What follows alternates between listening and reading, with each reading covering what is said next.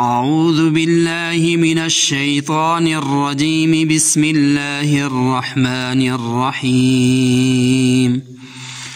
ان الذين آمنوا والذين هادوا والنصارى والصابئين من آمن بالله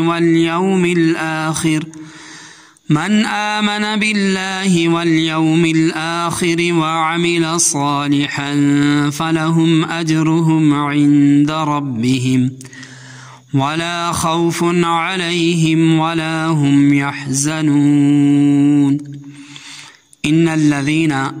بے شک جو لوگ آمنو ایمان لائے والذین اور جو لوگ ہادو یہودی ہوئے والنصارى اور نصارى والصابئین اور صابی من جو آمنا ایمان لائے باللہ اللہ تعالیٰ پر والیوم الآخر اور روز آخرت وعامل اور عمل کرے صالحا نیک فلہم تو ان کے لیے اجرہم ان کا اجر عند پاس ربہم ان کا رب ولا اور نہ خوف کوئی خوف علیہم ان پر ولا اور نہ ہم وہ یحزنون غمگین ہوں گے ان الذین بے شک جو لوگ بھی آمنو ان الذین آمنو بے شک وہ لوگ جو ایمان لائے والذین ہادو والنصارى اور جو لوگ یہودی ہوئے اور جو نصرانی ہوئے والصابئین اور صابی من آمن باللہ والیوم الآخر جو شخص بھی ایمان لایا اللہ تعالیٰ پر اور آخرت کے دن پر قیامت کے دن پر وعمل صالحا اور اچھے کام کیے فلہم اجرہم عند ربہم پس ان کے لیے ان کا اجر ہے ان کے رب کے پاس ولا خوف علیہم ولا هم یحزنون اور ان پر کچھ خوف نہیں ہوگا اور نہ وہ غمگین ہوں گے ماقبل آیات میں بنی اسرائیل کی نافرمانیوں فساد فی الارض اس کے نتیجے میں ان پر مسلط ہونے والی ذلت مسکنت کا ذکر تھا۔ اب اس آیت میں اللہ تعالیٰ نے 4 گروہوں یعنی مؤمنین، یہود، نصارہ، صابئین کا ذکر کیا اور ایک قانون، ایک ضابطہ بیان فرمایا۔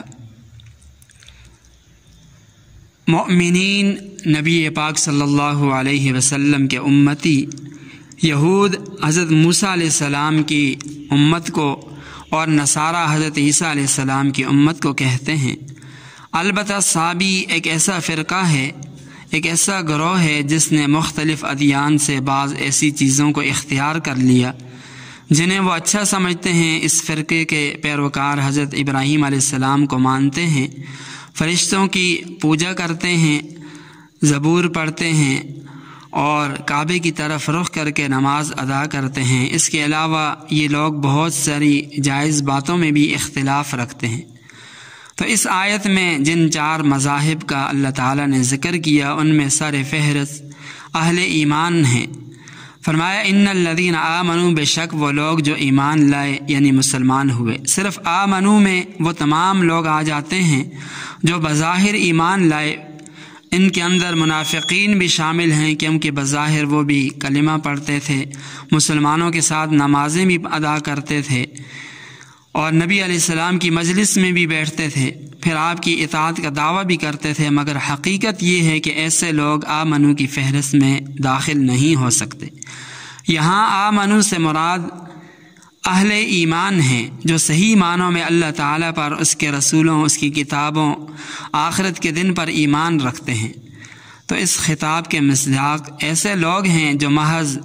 زبانی دعویٰ ایمان سے نجات ممکن نہیں، یعنی وہ لوگ مراد ہیں جو صحیح معنوں میں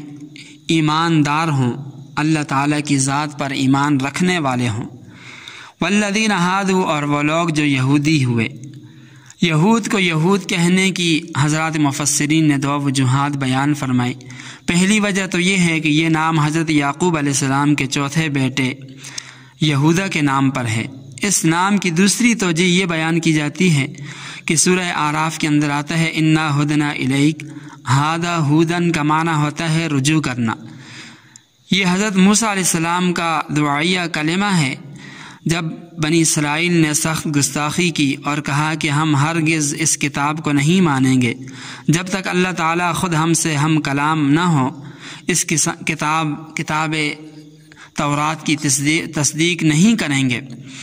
تو موسیٰ علیہ السلام اپنی قوم کے 70 آدمی لے کر کوہ طور پر گئے۔ وہاں پر اللہ تعالیٰ نے ان کا یہ مطالبہ بھی پورا کر دیا، لیکن جب یہ لوگ پھر بھی باز نہ آئے تو اللہ تعالیٰ کا قہر نازل ہوا، بجلی چمکی، سب کے سب ہلاک ہو گئے۔ تو موسیٰ علیہ السلام پریشان ہوئے، اللہ تعالیٰ کے حضور دعا کی کہ پروردگار میں قوم میں جا کر کیا کہوں گا، وہ کہیں گے کہ ہمارے آدمی وہاں جا کر مروا دیے۔ تو اس وقت موسیٰ علیہ السلام نے نہایت عاجزی کے ساتھ دعا کی اور عرض کیا کہ انا ہدنا الیک، اے پروردگار ہم تیری طرف رجوع کرتے ہیں۔ چنانچہ اللہ تعالیٰ نے انہیں معاف فرما دیا۔ تو بعض حضرات فرماتے ہیں کہ یہود کو یہود کا لقب اسی ہدنا کے مادے سے دیا گیا۔ والنصارى، مؤمنین اور یہود کا تذکرہ کرنے کے بعد تیسرے گروہ والنصارى، نصرانی، جو اپنے آپ کو حضرت عیسیٰ علیہ السلام کی طرف منسوب سمجھتے ہیں۔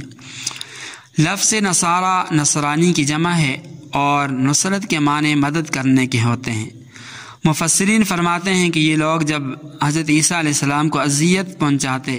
تو آپ لوگوں کو مخاطب کر کے فرماتے من انصاری الی اللہ، اللہ تعالیٰ کے راستے میں کون میرا مددگار ثابت ہوگا؟ قال الحواریون نحن انصار اللہ، تو حواریوں نے کہا کہ ہم اللہ تعالیٰ کے راستے میں مدد کے لیے تیار ہیں۔ چنانچہ اسی لفظ سے ان کو نصارہ کا نام دیا گیا، یعنی نصرت کرنے والے، مدد کرنے والے۔ بعض حضرات مفسرین نے لکھا ہے کہ حضرت عیسیٰ علیہ السلام جس بستی میں رہتے تھے اس بستی کا نام ناصرہ تھا، چنانچہ اس بستی کی نسبت سے اس گروہ کو نصرانی کے لقب سے ملقب کیا گیا، بالکل اسی طرح جس طرح کہ مدینہ کی نسبت کر کے مدنی کہا جاتا ہے یا کسی کو مکی یا شامی کے نام سے پکارا جاتا ہے۔ 3 گروہوں کا تذکرہ کرنے کے بعد فرمایا والصابئین، اور سابی۔ مفسرین فرماتے ہیں کہ سابی کا عام معنی مفہوم جو ہے وہ بے دین ہونا ہے، یعنی اگر کوئی شخص ایک دین کو چھوڑ کر دوسرے دین میں داخل ہو جائے تو اسے سابی کہتے ہیں۔ اس بنا پر عرب کے مشرکین حضور علیہ السلام کو بھی معاذ اللہ سابی کہتے تھے، یعنی انہوں نے اپنا پرانا دین چھوڑ کر نیا دین اختیار کر لیا۔ تاہم اس مقام پر جس سابی فرقے کا تذکرہ ہے، مفسرین نے اس کے متعلق بہت ساری تفصیلات بیان فرمائی۔ حضرت شاہ عبدالعزیز محدث دہلوی رحمہ اللہ فرماتے ہیں کہ اس فرقے کے جو پیروکار ہیں ان کا عقیدہ ہے کہ نیک بختی اور سعادت حاصل کرنے کے لیے انسان کسی نبی کا محتاج نہیں، بلکہ اگر وہ روحانیت اور فرشتوں کے ساتھ رابطہ قائم کر لے تو اس کے لیے یہی کافی ہے۔ اسی طرح یہ لوگ مختلف قسم کے ہیکل بناتے ہیں، مثلا چاند، سورج، ستاروں کا، ملائکہ، ان کی پوجا پرستش کرتے ہیں۔ اس فرقے کے متعلق لکھا ہے کہ یہ 3 نمازیں پڑھتے ہیں۔ اس زمانے کے اندر سابیوں کے جو جانشین ہیں وہ پرویزی، چکریالوی وغیرہ یہ لوگ ہیں جو 2 اور 3 نمازوں کے قائل ہیں۔ 4 گروہوں کا تذکرہ کرنے کے بعد اللہ تعالی نے ایک اصول بیان فرما دیا کہ جس پر عمل پیرا ہو کر نجات حاصل ہو سکتی ہے۔ تو فرمایا ان 4 گروہوں میں سے من آمن باللہ، جو شخص اللہ تعالیٰ پر ایمان لایا، یعنی کوئی شخص کسی بھی گروہ سے تعلق رکھتا ہو، کتنا بڑا مجرم اور کافر کیوں نہ ہو، بدترین قسم کا ظالم کیوں نہ ہو، اگر اس نے صدق کے دل سے توبہ کر لی، اللہ تعالیٰ کے ساتھ ایمان لے آیا تو اس کی توبہ قابل قبول ہو جائے گی اور وہ نجات حاصل کر لے گا۔ ایمان باللہ میں صرف اللہ تعالیٰ کی ذات پر ایمان لانا کافی نہیں، بلکہ اس کی صفات، اس کی تقدیر، وحدانیت، اس کے انبیاء علیہ السلام، کتابوں، فرشتوں، ان تمام چیزوں پر بھی ایمان لانا ضروری ہے۔ تو فرمایا ایمان لانے کے بعد فرمایا وبالیوم الآخر، دوسرا اصول کہ اللہ تعالیٰ کی ذات و صفات پر ایمان اور آخرت کے دن پر ایمان۔ گویا قیامت کے دن کو ماننا بھی اتنا ہی ضروری ہے جتنا اللہ تعالیٰ کی ذات پر ایمان لانا، لہذا جو شخص آخرت کا انکار کرتا ہے وہ بھی کفر میں داخل ہو جائے گا۔ ایمان باللہ اور ایمان بالآخرت کے بعد تیسرا ضابطہ قانون فرمایا وعامل صالحا، یعنی نجات کا حقدار وہ شخص ہوگا جو اللہ تعالیٰ آخرت کے دن پر ایمان لانے کے ساتھ ساتھ اعمال صالحہ انجام دے، اور اعمال صالحہ وہی ہیں جن کو اللہ تعالیٰ نے بتلایا یا اس کے نبی صلی اللہ علیہ وسلم نے بتلایا، اس کے علاوہ اعمال صالحہ نہیں ہیں۔ جو کچھ بھی کرے گا وہ اپنے طور پر کرے گا، اعمال صالحہ کے لیے سند کا ہونا ضروری ہے، اور وہ سند اللہ اور اس کے رسول حضرات صحابہ کرام تک پہنچتی ہو۔ تو فرمایا وعامل الصالحہ، وہ نجات کا حقدار وہ شخص ہوگا جو اللہ تعالیٰ اور آخرت کے دن پر ایمان لانے کے ساتھ ساتھ اعمال صالحہ بھی انجام دے۔ ایسے لوگوں کے متعلق فرمایا فلہم اجرہم عند ربہم، فرمایا ایسے لوگوں کے لیے ان کے رب کے ہاں اجر و ثواب ہے، اور اس کا نتیجہ یہ ہوگا کہ ولا خوف علیہم ولا هم یحزنون، کہ ان پر مستقبل میں کوئی خوف نہیں ہوگا اور وہ نہ سابقہ اعمال پر غمگین ہوں گے۔ تو الغرض اس آیت میں اللہ تعالیٰ نے نجات کا یہ قانون ضابطہ سمجھا دیا کہ نجات کسی خاص فرقے گروہ کے ساتھ مختص نہیں، ایمان کا دعوے دار ہو یا یہودیت کا، کوئی عیسائی مذہب رکھتا ہو یا سابی، نجات کے لیے واحد قانون، ضابطہ، رابطہ، راستہ یہ ہے کہ وہ اللہ تعالیٰ پر ایمان لائے، آخرت کے دن پر ایمان لائے، اللہ کے نبیوں، کتابوں، فرشتوں پر ایمان لائے، اعمال صالحہ انجام دے، اس کے بغیر نجات ممکن نہیں۔ اللہ تعالیٰ ہم سب کو سمجھنے کی اور قرآن مقدس کے احکامات پر صحیح معنوں میں عمل پیرا ہونے کی توفیق عطا فرمائے۔ وآخر دعوانا ان الحمد للہ رب العالمین۔